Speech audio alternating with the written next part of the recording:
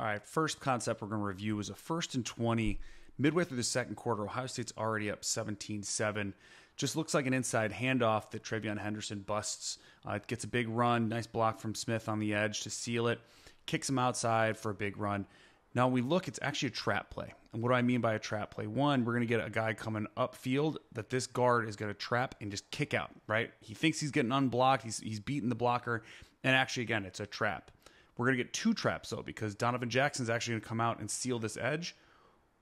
While Josh Simmons climbs, the center blocks down, and that creates this lovely seam for Henderson. Let's watch it in action because it's an influence block, an influence trap, because we see a lot of pulling guards from Ohio State to set up outside runs.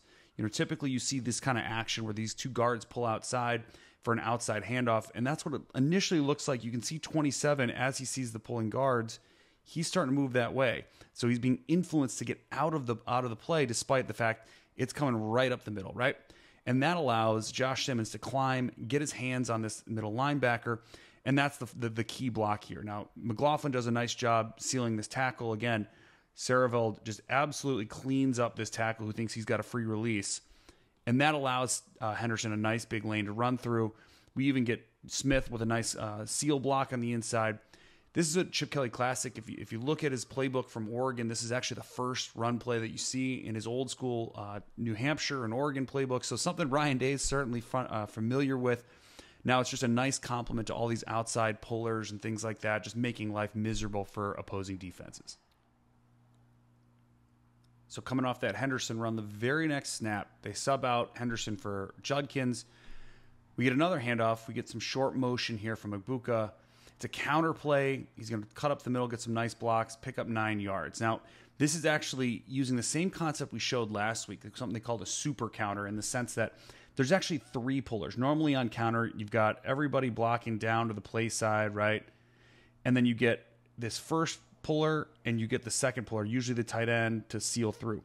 We're actually going to get 3 with, you're going to see already, Ibuka's actually going to be the third one, right? You're going to get 2 leading to seal. Siervold's going to kick the edge, down, down, down, right? Watch number 2, because this is the most fun block. This is Emeka Egbuka, Ohio State's all Big Ten, potentially All-America, first-round pick receiver, on a middle linebacker. And watch this collision. Bam. One more time. Receiver on middle linebacker. Bam. And that opens the floodgates. Now, when we go to the end zone view, you can see it even better. Right? We've got kick, lead, and then you're going to see, different tight end, lead, kick, and then Egbuka is going to come through and actually take out that middle linebacker, right? So a nice, fun concept. 3 blockers on counter, 3 blockers. Watch Egbuka on 27. Just a collision here. The wide receiver wins, sealing the way and opening it up for Quinshon Judkins to get a nice. All right, very next snap, 3rd consecutive play in the sequence. We see the same formation, same exact look, right? We've got double tight end, wing, and you're going to see Egbuka come in that little short motion again, right? He's going to come in there. Looks like it's exactly the same type of concept, same formation, backs to the quarterback's right. We get the snap. We get the left guard pulling around. We got our tight end who's coming. This looks like counter. We even get a counter step from Judkins one more time. It looks like they're running the exact same play. Big difference here. Egbuka's kind of slowing because he's actually sealing, right? Now watch Seth McLaughlin, the center. He's going to kick here and spin and come around, and you're going to see G. Scott pivot and come around like this, because this is the reverse to Jeremiah Smith. They're building off the exact same action they showed on the play before. It's a fake counter. This time we're getting a lead block from Scott. A great seal. Emeka Egbuka was awesome this game in the blocking game. Hugely important to what Ohio State was doing from the running perspective. Again, McLaughlin and Scott are going to come around. You're going to see Josh Fryer try to get upfield. Never actually ends up getting a hand on it. But this play is sold by Saravel pulling the running back, taking that counter step.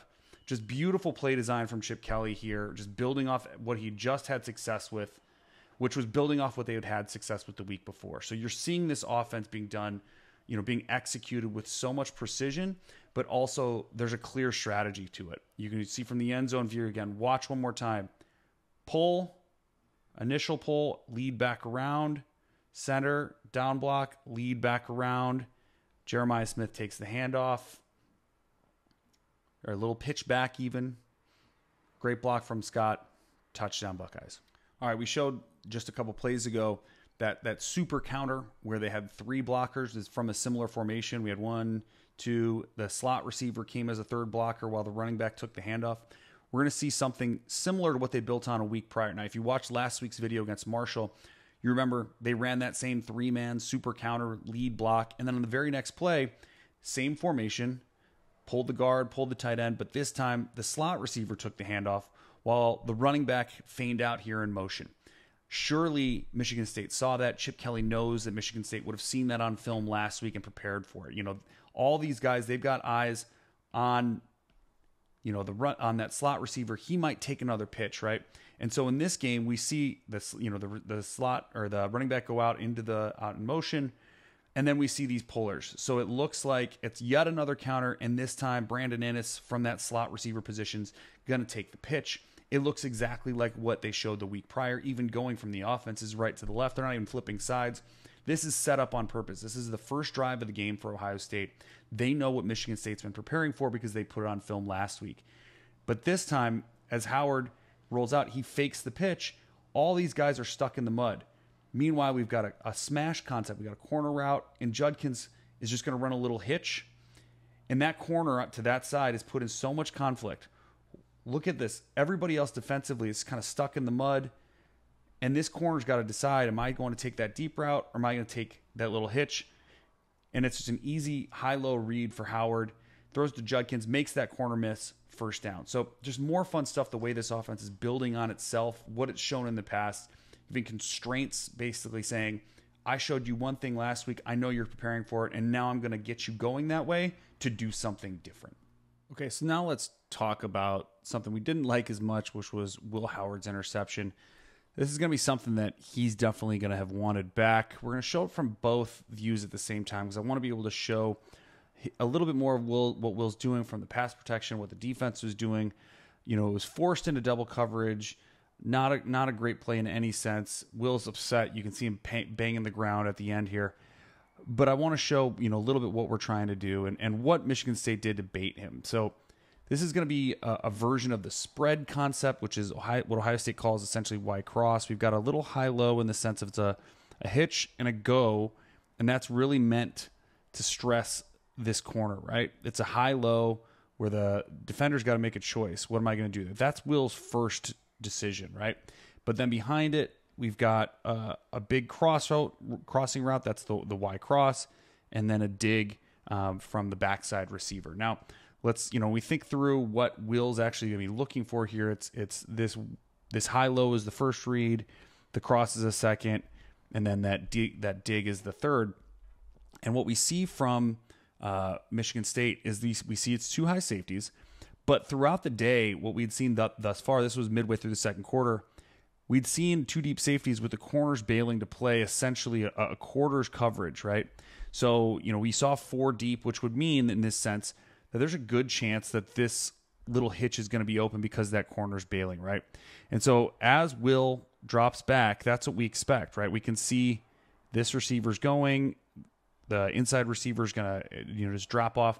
And Will's really reading. You can see his eyes over on the other side. You can see him just staring down over here. He is looking directly at this cornerback, waiting to see is he sinking here and following the receiver, or is he going to sit underneath? Now, because they played quarters, he's fully expecting that corner is going to end up sinking. And instead, what ends up happening is that quarter actually goes or he thinks he's going to sink and play that quarter.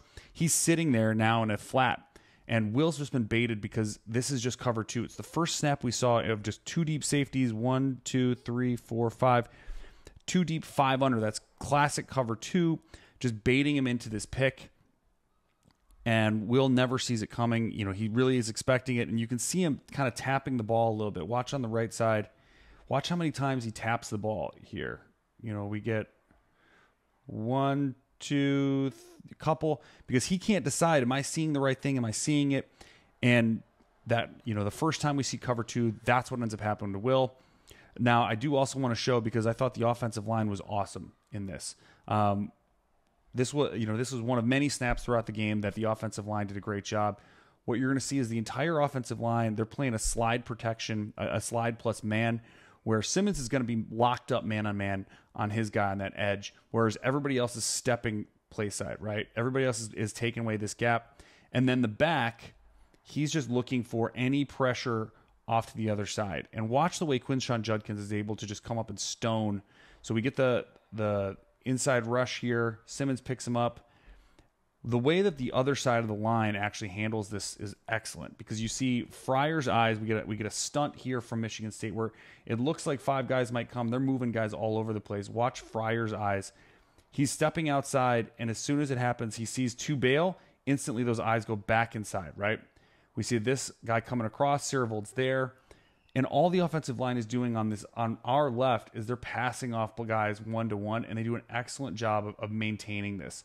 And then Judkins, of course, sees number 10 come up and absolutely stones him. Just a great pass blocking effort. Looks like a power clean. Unfortunately, Will's not going to take advantage of it. Throws a deep pick. You can see as he gets over, he's pounding the ground here. Watch him. He's pounding the ground. He knows exactly the mistake he made. He's upset. This is a correctable mistake, though. We got baited into it. Got to be able to anticipate better and get off of that. If he can't get off that first read, he's got to get down to his check down. All right, so Will threw that pick. We all saw it. Wasn't great. Luckily, he was able to rebound, make some nice throws. I believe this was the very next drive. We're going to see him rebound with a great sail concept, flood concept, depending on how you want to call it. We can see 3 receivers up top to his left. And the defense is going to end up just playing man-to-man with a deep free safety, a cover 1 as we call it. Now, as this play gets going, you can see all 3 receivers take off downfield. But what's going to happen here is you're going to see that there's really simply one deep route, right? That's going to come from Jeremiah Smith, the clear out. We're going to see Egbuka come behind it on a deep cross, and then Carnell Tate's going to run a little whip route underneath. Now, that's important to call out because Will's reading deep to short here. So his first read is that deep route. His second read is the deep over. And then the third read is going to be Carnell Tate underneath, right? So deep to short to one side of the field. Now, for some reason, if that's not there, of course, you've got this 4th guy in the tight end, in this case, G. Scott running a deep over. Say the coverage is all rolled in that direction in his zone. The middle might be open. But this is straight man. And so what Will sees right away, Jeremiah Smith's running. He's clearing out. Right, he's there, and the defense is running with him, right? That corner's going with him. The free safety is going to come help over the top, and that leaves a ton of space right where they just left, in the sense of Egbuka is going to run right into that area that's just been cleared out and vacated. That corner's not there to help.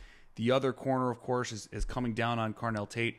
Now, this is a big throw he's going to have to make in order to get this there, but you can see he drops this in a bucket perfectly. Now, Egbuka makes a great catch. Again, watch the distance, too, because this is a big gap here. This is man-on-man. It's Egbuka against a safety, of course, because he was the number 3 receiver all the way inside. Let's go back. This is him right here, man-to-man against a safety.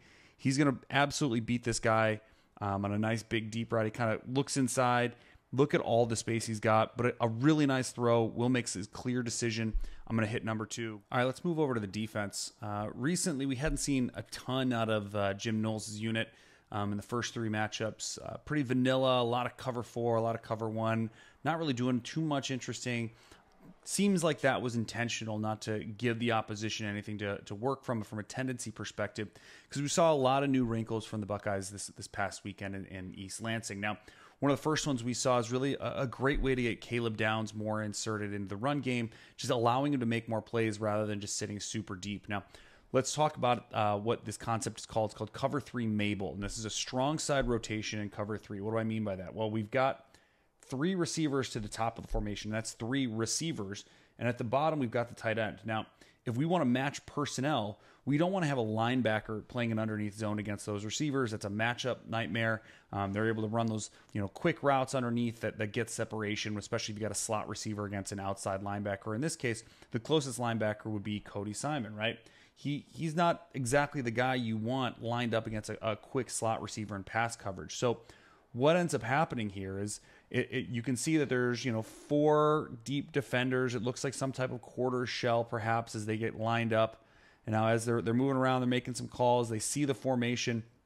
And as we drop, we're able to see that this is 1, 2, 3 guys deep in coverage, right? Those are your 3 deep. It's cover 3.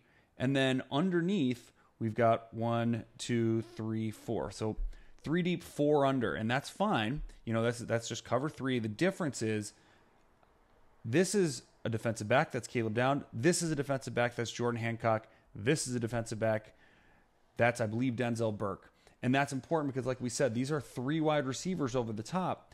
You're able to match up that personnel much better, right? You're able to say, we can redistribute these routes. So however they want to run this this pattern, we're able to get 3 bodies on it. Now, in this concept, it's actually a delayed halfback screen. I'm not here to really show what happens on this play, although, it turns into almost an interception from Cody Simon. He's not able to hold on. It's just they're able to chip the running back and did delay him a little bit, get some pressure. Poor decision to kind of loft the ball, nearly gets there. The whole entire point, though, is to show this coverage again, because we saw it a bunch of different times against Michigan State, allowed Ohio State to make some big plays. So we just showed you the cover 3 Mable against the pass. Now, the other benefit, especially given the personnel that Jim Knowles has at his disposal, is it's going to allow someone like Caleb Downs, who had previously been sitting deep in center field as the free safety, to get more involved in the run game. Now, we can see to this formation, we've got 3 receiver, or it's the passing strength is to this side. We've got 2 tight ends over here. There's another wide receiver out wide to the right, just off screen. So there's 3 receivers to the right, 1 to the left. The passing strength in this case is to that right side, which means you want to rotate Caleb Downs into that space, right? Now, he's rotated down just in the way we saw, but as this play comes across, it's actually a run play, and it's going to be a run play in this direction. And watch the speed with which Downs is able to fill this gap, right? Styles has the edge. Sawyer's got this gap, Reese this gap, etc. You can see how he is responsible for, in this case, the D gap, and the speed with which he is able to come up and fill as the running back tries to bounce out. Bam, he is right there in space. That is hugely valuable to have a guy who is lined up 10 yards off the ball be able to read, because of his speed and anticipation, his football instincts, and that physicality to come up and make a play. That's the other added benefit from when you're running a concept like this cover 3 Mable, rotating a guy like Caleb Downs down into the box. Very active, very effective. So one of the other interesting wrinkles we saw was this super 2-deep look. Now, I just mentioned how helpful it was to have Caleb Downs down in the box. Lathan Ransom, another player, is great in the box. But they actually sacrificed those 2 players being there because of what Michigan State was doing in certain instances. Now, Jonathan Smith, Michigan State's head coach, he's really known as a great schematic mind. He did a lot with Oregon State. Schematically kind of put a lot of teams kind of in a buzzsaw. And he likes to use this formation, right, where we can see these 2 double wings, these 2 tight ends. It's 12 personnel, 1 running back, 2 tight ends. And then you've got these receivers in a short, compressed slot.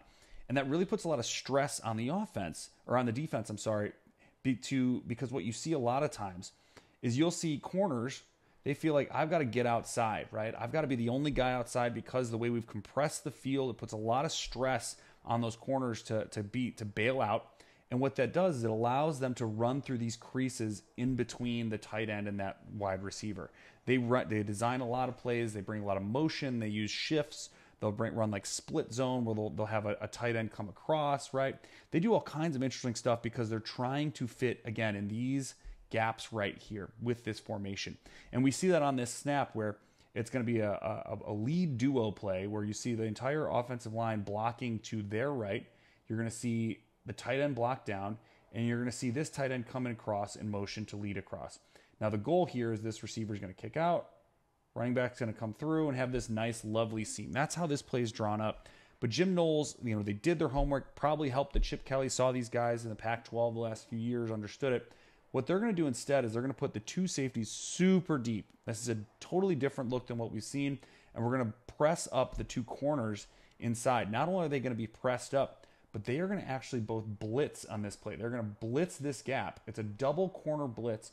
And the entire idea is to take away this gap. Now, watch, we can see we get the tight end coming across in motion, like I said, right? He wants to get here to block Sonny Styles.